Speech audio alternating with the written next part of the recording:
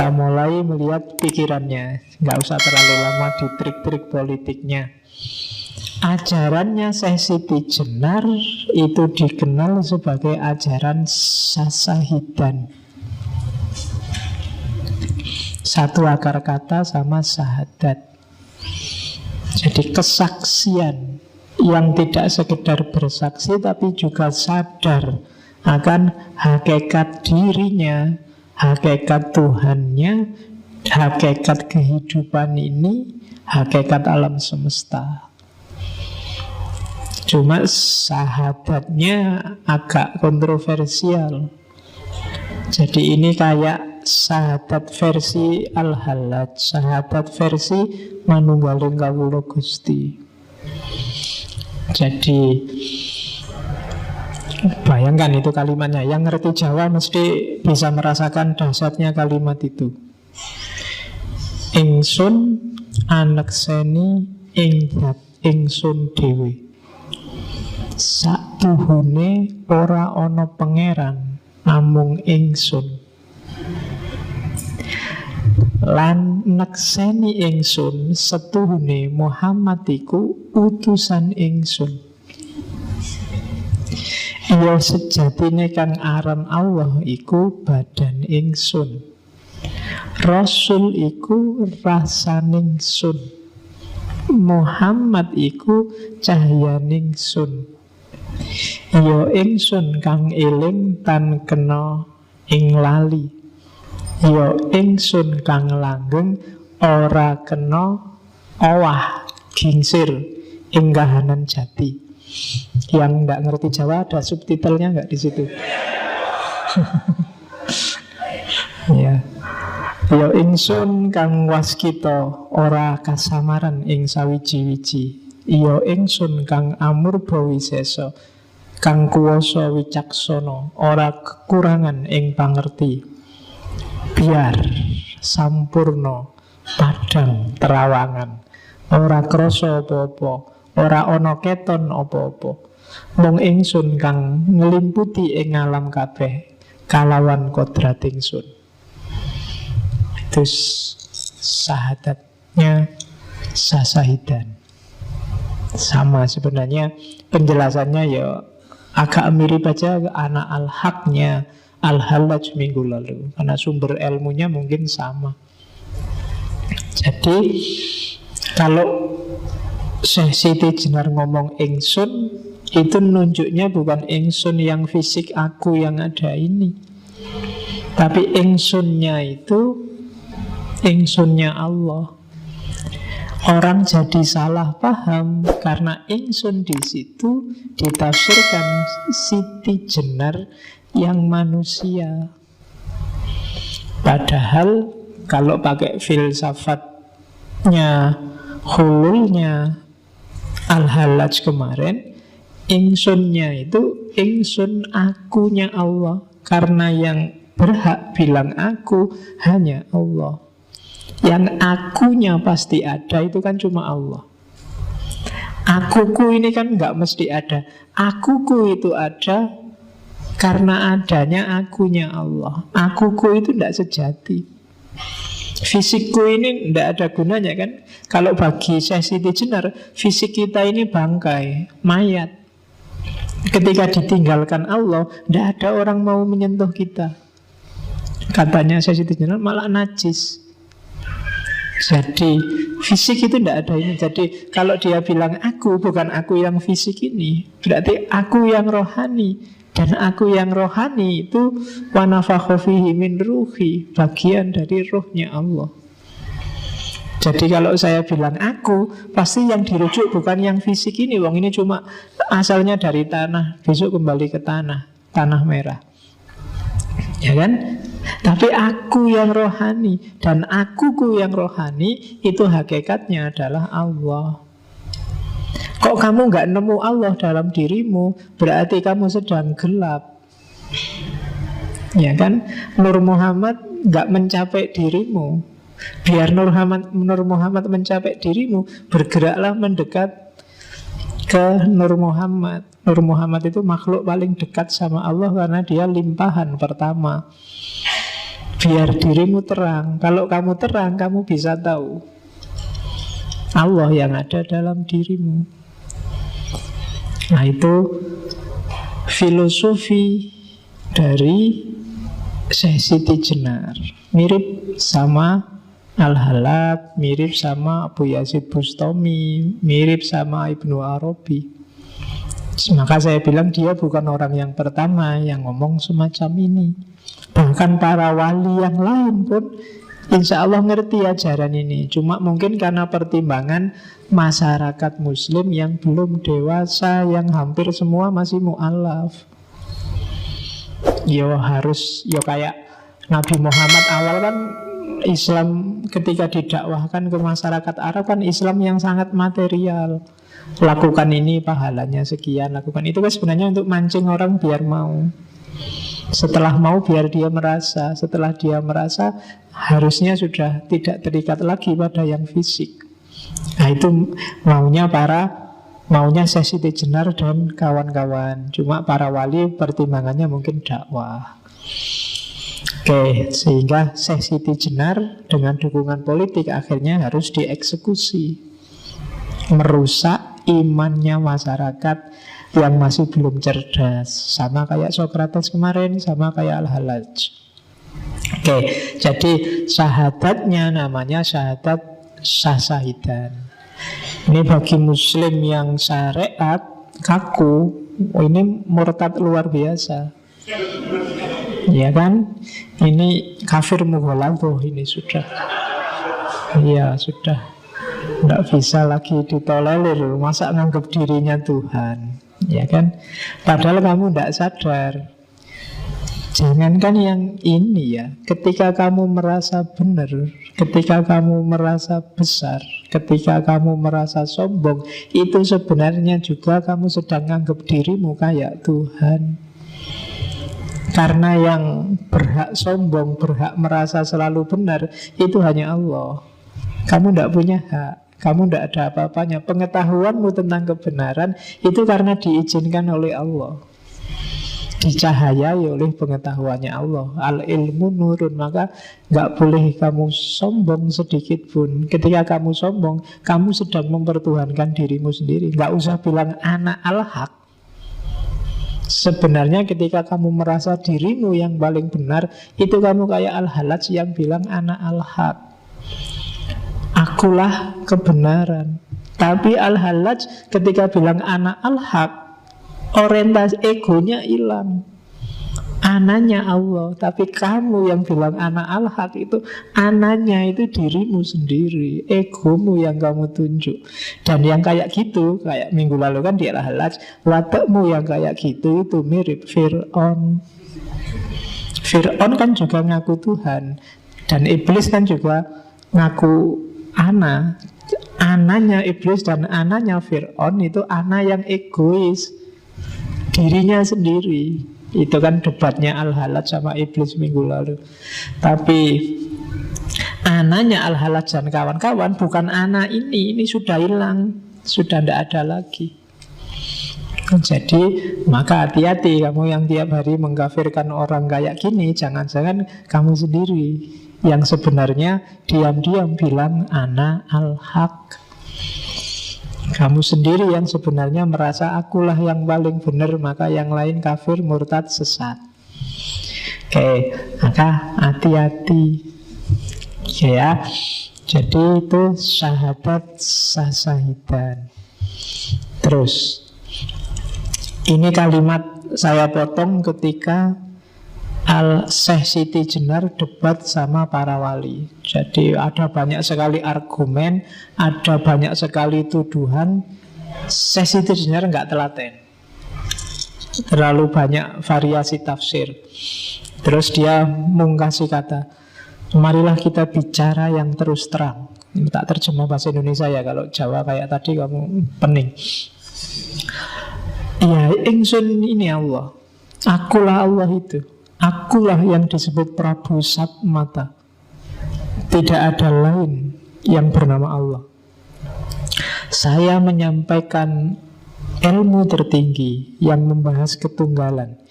Ini bukan badan. Jadi aku itu yang tak maksud bukan badan ini. Selamanya bukan, karena badan itu tidak ada. Yang kita bicarakan ialah ilmu sejati. Dan untuk semua orang kita membuka tabir. Jadi ini setelah diskusi panjang dengan para wali, dia jengkel. Iya wis, yang bilang ingsun Allah, ya wis akulah Allah. Tapi aku bukan badan ini. Jadi yang sejati, yang Allah itu bukan badan ini. Ini wadak fisik. Jadi katanya Siti Jenar, ilmu ini nanti yang tak ungkap ke masyarakat, buka tabir. Jadi para wali ditantang, yang kayak gini salah nggak? Maksudnya gitu kan. Isinya yang diajarkan salah nggak? Itu kan mungkin maunya saya Siti Jenar. Lah kalau yang tak ajarkan benar, ngapain semua marah? Kecuali aku ngajarin yang salah. Kalau hanya salah, misalnya mereka itu orang awam, nggak nyampe, sombong sekali kita. Kamu merasa lebih tinggi, padahal yang diajarkan Siti Jenar pada santri-santri pengajiannya, manusia itu egaliter. Siti Jenar yang berani pakai kalimat ingsun untuk diri sendiri, zaman itu luar biasa. Zaman itu orang biasa itu bolehnya bukan pakai ingsun, tapi pakai kawulo. Kalau di Jawa sekarang jadi kulo, ya kan? Yang berhak pakai kata ingsun itu raja. Jadi ingsun, pukulun dan seterusnya. Dan Siti Jenar peduli amat dengan semua itu. Bagi dia setiap manusia sejajar, egaliter. Pereklah dengan ingsun yang hanya untuk raja itu. Kalau kamu mau bilang ingsun, bilang aja ingsun aku. Tidak harus kawulo. Kalau kawulo itu kan hamba. Tidak ada raja dan hamba di dunia ini. Kita sejajar. Di atas kita hanya Allah. Itu yang diajarkan di Lemah Abang. Dan ini kan yang bikin telinganya raja panas. Masa itu kemarin kata-kata milikku sekarang mau dipakai semua orang. Jadi rebutan kata. Ya kan? Kemarin kan juga ada rebutan kata-kata Allah itu kan, di Malaysia, yang oleh pengadilan diputuskan kata Allah itu hak miliknya orang Islam. Yang Kristen jangan berani-berani pakai kata Allah. Kan gitu keputusannya di Singapura. Persis di era ini. Simbol-simbol arogansi, simbol-simbol perbudakan, simbol-simbol hierarki manusia dan penindasan manusia atas manusia. Dia mengkritik feudalisme zaman itu. Oke. Lah kok para wali mau saja disuruh bersidang, ya lagi-lagi urusan politik. Wali juga punya, mereka juga punya strategi dakwahnya masing-masing. Nanti Siti Jenar dianggap, wah ini ngerusak proyek kita nih, kan gitu. Kita sudah punya proyek bagus-bagus sih, sekarang dicegati dengan sasahidan. Terus, jadi kalau kemarin Siti Jenar ana al-haq, maka al-halaj ana al-haq, Siti Jenar kalimat yang terkenal adalah ya ingsun iki Allah.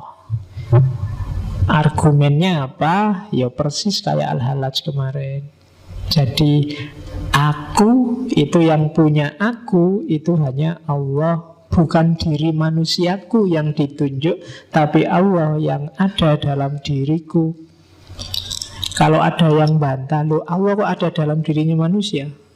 Terus terus Allah harusnya ada di mana?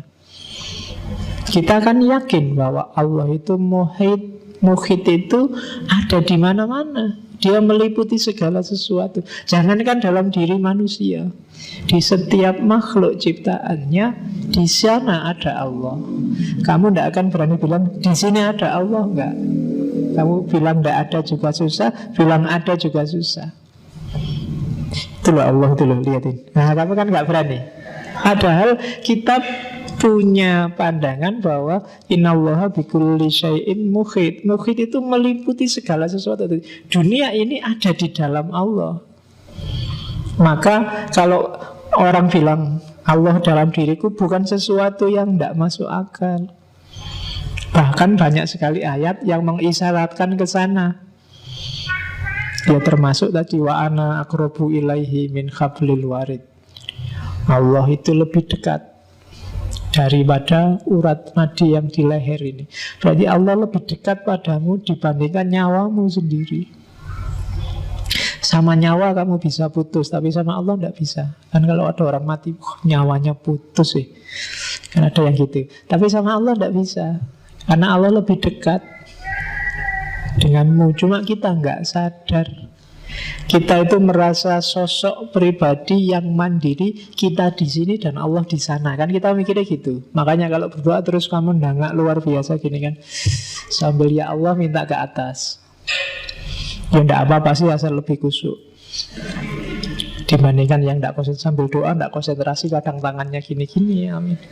Padahal doa itu minta ya, kamu minta tapi enggak serius itu ya. Nanti jangan-jangan malaikatnya tersinggung. Minta apa tuh kamu itu? Minta kok sambil doanya hafalan lagi.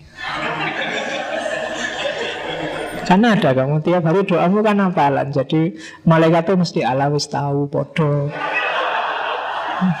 Ya kan, hafalan ora jelas.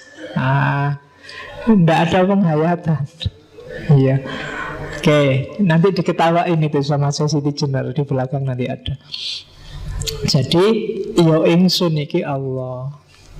Dan memang kan ada hadits qudsi yang bilang di situ, ana kanzun mahfiyun fa uridu an u'rafa fa khalaqtul khalqa fabi arafuni. Jadi aku itu khazanah tersembunyi. Sebelum ada makhluk satupun, ya Allah nggak dikenal. Maka Allah sengaja melakukan sesuatu, menciptakan sesuatu biar dia dikenal. Jadi hakikatnya yang ada itu Allah. Cuma dia menciptakan semua makhluk termasuk manusia biar dia dikenal. Dan dikasih bekal. Jadi penciptaannya tidak kok kayak sulap ting gitu, tapi pelimpahan dari dirinya Allah. Jadi ana kansun makhfiyun. Kayak kamu bercermin. Kalau kamu ingin ngerti wajahmu kayak apa kan, bercermin lah. Dari cermin itu kamu ngerti dirimu. Nah, kayak tak bilang kemarin, wahdatul wujud itu bukan kok ada wujud sama wujud terus bersatu. Enggak. Ada wujud yang sejati, yang lain itu hanya cerminan dari wujud yang sejati itu. Kalau semua ruangan di masjid ini dari kaca, kamu ada di tengah-tengah, wujud yang sejati kan kamu yang ada di tengah-tengah masjid itu. Gambar yang mantul di semua kaca, itulah makhluk. Semuanya representasi Allah. Semuanya perwujudan dari Allah, meskipun mungkin tidak lengkap. Yang sebelah sana gambar punggungnya, sebelah sana gambar wajahnya, sebelah kiri gambar pundaknya, sebelah kanan juga gambar pundaknya. Dan yang gambarnya agak sempurna, mirip sekali sama Allah, itu manusia. Bukan gambar fisik loh ya, tapi gambar rohaninya. Nah itulah, maka iyo ingsun niki Allah, katanya saya Siti Jenar. Ini termasuk yang nanti kamu ulang 10 menit ke belakang di rekamannya biar kamu paham. Oke, kita lanjutin lagi. Dari situ lahirlah konsep namanya manunggaling kawula Gusti. Jadi antara pemerintah dengan yang diperintah, antara majikan dengan buruhnya, itu harus manunggal. Termasuk manusia dengan Tuhannya. Kata-kata ini nasihatnya pada Sunan Pembayat, Sunan Bayat dari Siti Jenar. Kawula dan Gusti itu sudah ada dalam diriku. Siang dan malam tidak dapat memisahkan diriku dari mereka. Tetapi hanya saat ini nama Kawula Gusti itu berlaku, yakni selama saya mati. Diingat-ingat ya, di serat-serat di babat, kalau ketemu kalimatnya Siti Jenar, Kalau dia ngomong saya mati, itu sebenarnya kebalikannya. Karena alam hidup ini bagi Sesi Jenar alam kematian. Alam kematian besok itu justru yang hidup sebenarnya. Jadi saat ini nama Kawula Gusti itu berlaku, yakni selama saya mati. Jadi saat kita hidup di dunia ini masihlah kita boleh ngomong manunggal antara Kawula dan Gusti. Tapi nanti setelah mati tidak ada lagi dikotomi Kawula dan Gusti. Kita masih Kawula kan karena kita masih terjebak oleh tanah merah ini. Kita masih terjebak oleh fisik. Begitu besok kita terbebas dari kungkungan fisik, ya kita hidup yang sejati. Dan itu tidak ada lagi dikotomi Kawula dan Gusti, karena kita sudah ilaihi roji'un, kembali pada yang sejati, kembali pada Allah. Tidak ada lagi keterpisahan, kecuali nafas yang tidak mutmainnah, itu yang tidak bisa langsung ilaihi roji'un, harus diperbaiki lagi. Oke, terus nanti kalau saya sudah hidup lagi, Gusti dan Kawula lenyap. Yang tinggal hanya hidupku, ketentraman langgeng dalam ada sendiri. Jadi sekarang filsafat hulul itihad manunggaling Kawula Gusti itu laku. Tapi besok tidak ada gunanya, wong sudah jadi satu. Sekarang masih bilang anak al-haq, yo ingsun Gusti Allah. Itu sebenarnya masih, saya bilang tadi, masih rasanya ada jarak, masih fana, belum fana fil fana. Tapi besok di kehidupan yang sejati, ya lenyap yang sejati. Kalau bahasa Buddha namanya nirwana. Oke.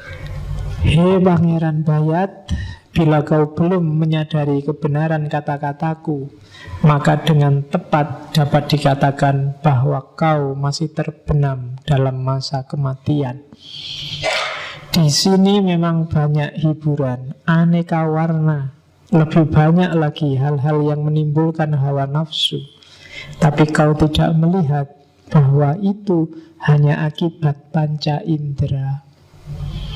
Itu hanya impian yang sama sekali tidak mengandung kebenaran dan sebentar lagi akan lenyap. Gilalah orang yang terikat padanya. Tidak seperti Syekh Siti Jenar. Saya tidak merasa tertarik, tak sudi tersesat dalam kerajaan kematian. Satu-satunya yang kuusahakan ialah kembali kepada kehidupan. Jadi ini ya makomnya memang sudah tinggi. Ya tidak usah diukur sama kalian, masih panjang jalanmu. Ya syukur-syukur sedikit-sedikit, meskipun masih belum bisa merasakan untuk bisa semakom sama Al-Halaj atau semakom sama Siti Jenar. Ya sidik-sidik lah melangkah mendekat ke sana. Karena memang hidup kita kan harus muter dari nalillahi wa inna ilaihi tadi. Kita harus kembali ke Allah. Jadi saya selalu bilang di banyak kesempatan, apapun yang kita lakukan, apapun yang kita ucapkan, ilmu apapun yang kita dapatkan, harusnya bisa selangkah atau setengah langkah atau seperempat langkah semakin dekat pada Allah. Jadi tidak boleh ada yang bikin kita malah semakin jauh. Apa-apa yang diingat Allah. Mau minum pun harus bismillah dulu, ingat Allah.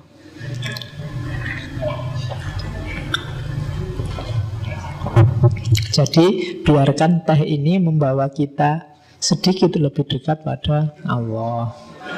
Dulu kan harus gitu, apapun harus begitu. Karena jalur kita itu ilahi pada Allah. Kalau ada apapun kok malah bikin kamu semakin jauh sama Allah, berarti kamu salah jalan, kamu tersesat. Karena hidup kita kembali ke sana. Kalau kamu semakin menjauh, berarti kamu sedang salah jalan. Cepet-cepet balik, kan gitu. Jadi kiblatnya tetap pada Allah. Sampai akhirnya syukur-syukur kamu bisa lari cepat kayak para wali, dan sebelum kamu meninggalkan dunia ini bisa bersatu, bisa akrab. Level kita kan akrab aja ya, bisa dekat, mukorobah kalau bahasanya para sufi sama Allah. Oke, jadi itu namanya manunggal.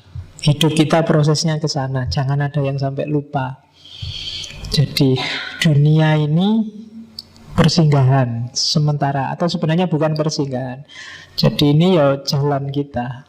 Kalau persinggahan itu kan kamu berhenti sebentar, nggak usah berhenti, jalan aja terus. Kalau butuh makan ya beli di perjalanan, kalau butuh minum beli di perjalanan. Nggak usah mampir lagi, umur kita nggak panjang. Kan kalau orang Jawa urip itu mampir ngombe. Sudahlah, nggak usah pakai mampir. Sekarang di kereta juga bisa beli minuman, di pesawat juga beli minuman. Nggak pakai mampir untuk ngombe. Jadi sambil jalan. Bahkan minum itu juga rangkaian perjalanan kita. Oke, itu ajarannya para sufi.